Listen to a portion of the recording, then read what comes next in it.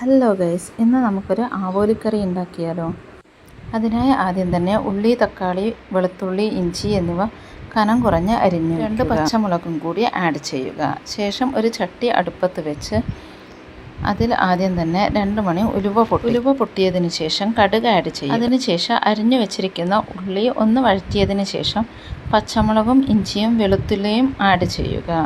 ഇവയും നല്ലോണം വഴറ്റി പിന്നീട് പൊടികളെല്ലാം ആഡ് ചെയ്യും. ശേഷം തക്കാളി ആഡ് ചെയ്യും. കൂടെ പുളിവെള്ളം കൂടി ചേർക്കുക. കറി ഒന്ന് തിളച്ചതിന് ശേഷം ഇതിലേക്ക് മീൻ കഷ്ണങ്ങൾ കുറച്ച് സമയം ഫ്ലെയിം സ്ലിം ആക്കി പിന്നീട് നമുക്ക് അരച്ചു വെച്ചിരിക്കുന്ന തേങ്ങ ഇതിലേക്ക് ചേർക്കാവുന്നു. ഈ സമയവും ഫ്ലെയിം സിമ്മിൽ തന്നെ ആയിരിക്കണം. അല്പസമയം മൂടി വെച്ചതിന് ശേഷം കറി തുറന്നു നോക്കുക. അപ്പോഴേക്കും മീൻ കഷ്ണങ്ങളിലെല്ലാം അരപ്പ് നന്നായി പിടിച്ചിരിക്കും. അപ്പം കറിവേപ്പില കൂടി ചേർത്ത് കറി ഒന്നുകൂടി മൂടി വയ്ക്കുക.